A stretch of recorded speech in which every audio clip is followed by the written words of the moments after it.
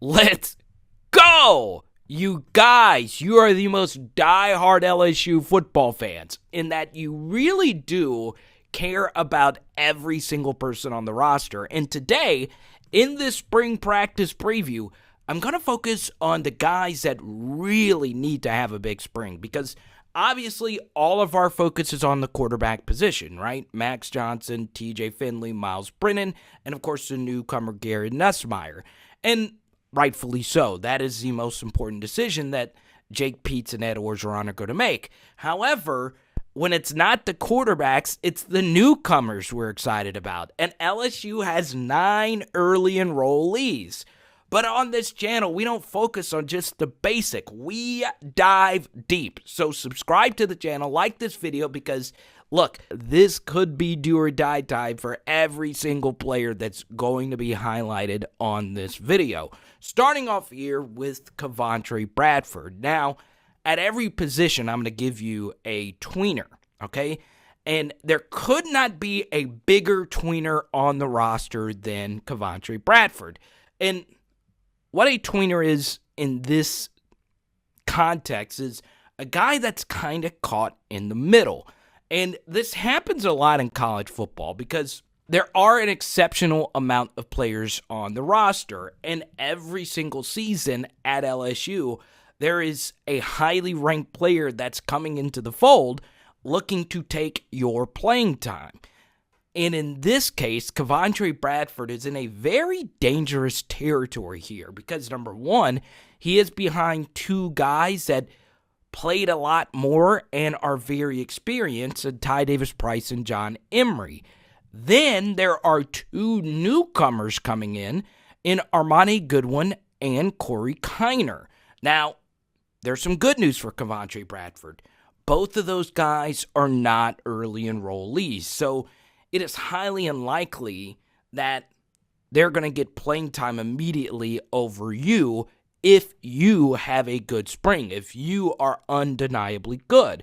And that's going to be the thing. You had a true freshman season where it was a mixed bag. They tried to throw the football to you a lot versus Florida, and you dropped it.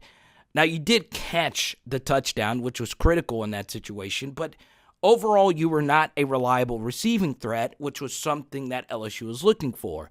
And shout out to Christian, who is an ardent supporter of the channel with the Super Chats. He's pointed this out plenty of times. LSU needs to find a pass-catching option at running back. TDP and John Emery, while they have the capability, they've not really shown that part of their game yet. And it's also interesting that Josh Williams is also in the fold, who outperformed Cavantri Bradford against Ole Miss when they were the 2 running backs that were healthy and active in that game that are still on the roster now. So this is going to be a huge offseason for Cavantri, who's had some off-the-field issues and skirmishes and whatever. So, look, if all that gets squared away and he focuses in on football and puts in the work, there's no reason that this guy can't find his way on the field next season, but all those things are big ifs. Obviously, the next group of tweeners here is wide receiver, and it's pretty clear who these guys are.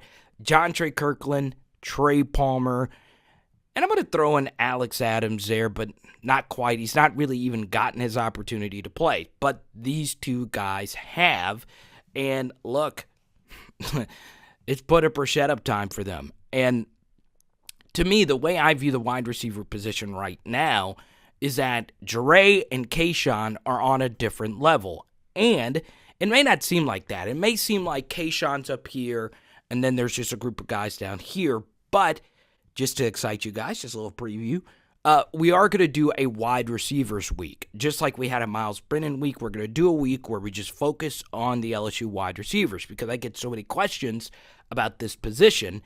And these 2 guys are the most interesting. Now, will Alex Adams get to play some next season? I don't know.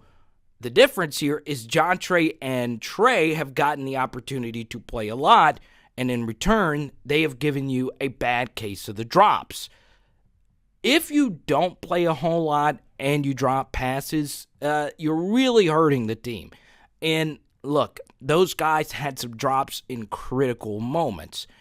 The one thing about Trey Palmer that's fascinating is that, yes, he is an absolutely amazing kickoff returner, and he could potentially be a good punt returner. But despite being a guy that has amazing speed, his average yards per target isn't all that great. So that means they don't necessarily run him on deep routes all that often, or he doesn't have the capability in being a good deep route wide receiver. So that plus the drops. Jontre, the same thing. The drops. The one thing Jontre does give you, lots of intangibles. He is on leadership council. He does do a lot of the little things right. Against Alabama, he was the one that picked up the fumble after Kayshawn pulled a Deshaun Jackson. If he didn't pick up that fumble, that would have been a touchback. Then he also is their best rub route wide receiver. He had a nice rub for the first touchdown versus South Carolina for TJ Finley through the air. He also had an important rub versus Missouri that would have won LSU the game, but Nick Bolton, the linebacker, made a big pass deflection to prevent that touchdown. So he does do the little things well. He might be better fit as a defensive back, but to me, those two guys must have big springs or else they will not play next season, because the 5 wide receivers that are coming in, including Deion Smith, who's an early enrollee, are very freaking good, and it's going to be tough. Those guys are really talented players. And then on the offensive line, Cam Wyer's a guy that, I think could win a starting spot, but I want to focus on Marcus Zumerville. And I've said this from day one. I think Marcus Zumerville is a really talented guy, and I could see him playing tackle or guard. And he went to St. Thomas Aquinas, which has been an NFL factory.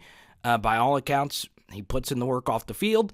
And look, there's 2 3-star guards that came in this class with Marlon Martinez and Xavier Hill.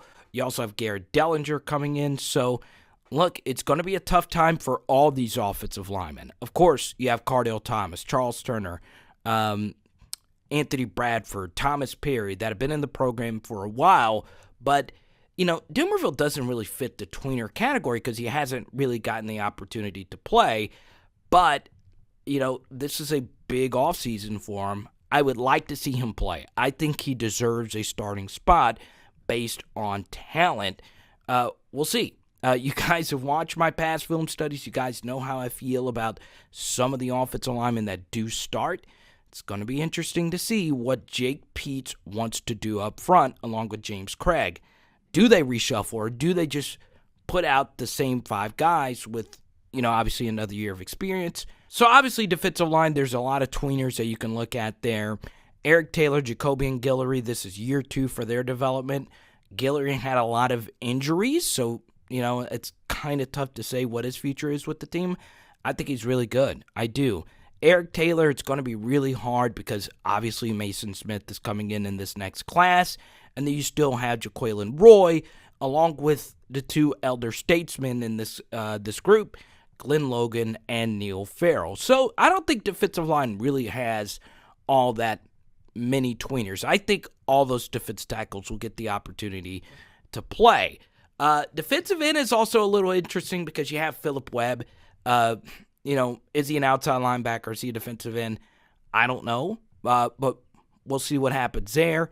But outside of that, the defensive ends are pretty locked in. Andre Anthony, Ali K, BJ Ojolari, mixed in with all the newcomers they have coming in at that position. Now, we move to linebacker, where you're looking at Antoine Sampa along with Josh White. Now, what's going to be fascinating here is that the door is wide open at linebacker now that Micah Baskerville will not be around for spring practice. They bring in Mike Jones. I would say he's a pretty solid starter at this point, even though he's a transfer, because he does give you so much as a coverage linebacker. Now you only have Damon Clark that you got to beat out for one of these linebacker spots. On the leadership council, wears number 18, plays really hard, is a great Tiger through and through. But as a linebacker last year, Clark struggled. So this is where Sampa and Josh White can really make some moves here. Look, you have Bug Strong coming in from the JUCO ranks. You also got Greg Penn, another freshman. So this is their time to shine. And if they don't shine, this could be it for them. We'll see. I know Ed Orgeron has spoken really highly of Josh White in the past. It's going to be huge for them, and I think one of these guys will find the way on the field next season. We'll see what happens there. We move to the secondary, and corner is pretty set. I think we can all agree that cornerback's going to be a mixture of Derek Stingley Jr., Elias Ricks, and for that slot corner, more than likely, I would guess it's going to be Jay Ward or Cordell Flott. And look, I know Cordell Flott's going to be a popular name this offseason if he is to retain a starter spot, because you do have some really good newcomers coming in, and Derek Davis, who is an early enrollee, Sage Ryan, who is one of the highest-ranked safeties ever, and, of course, Matthew Langlois coming out of New Roads. So that's all fine and dandy, but the focus, you could focus on Dwight McGlothern here, but the player I want to focus on is Jordan Toles. I think this is so fascinating that this entire offseason, we've heard Ed Orgeron say time in and time out, they need to get another safety. Now, if you're Jordan Toles and you keep hearing your coach say, we need to get another safety, that should be motivating you to say, I'm going to be so good this spring that I'm going to reevaluate how they view the safety position. So this is going to be critical. Look, if you're Jordan Toles and you're watching this and you saw on my defensive depth chart piece that I had Derek Davis Jr. over you to start day one, I hope you also take me as motivation. Now, obviously Jordan Toles is extremely talented. And by the way, if you do want to check out any of our depth chart pieces, I'll link a bunch of good content in the description below. But look, this is good for most of these guys we listed today because there are so many new coaches that are coming in with a fresh set of eyes. The Mohampton news happened, and, this is Jordan Toles' opportunity. Now, you're looking at a few other deep-cut tweeners. Darius Jones is his name, Darren Evans, Devonta Lee. There's so many other guys that you could spend plenty of time on as a potential breakout superstar or starter during this spring period. So if you put in the work, you might get that opportunity to start and or see the field next season. Now, I know so many of you guys have die-hard thoughts on the LSU basketball team. Yes, they were underseeded. We will get into that on our live stream Tuesday night, and make sure you don't ever miss a live stream, okay? I hope you enjoyed today's video, and of course, what was I going to say? Oh, yeah, it is Power Hour LSU. Boom! Chicken wing night, let's go.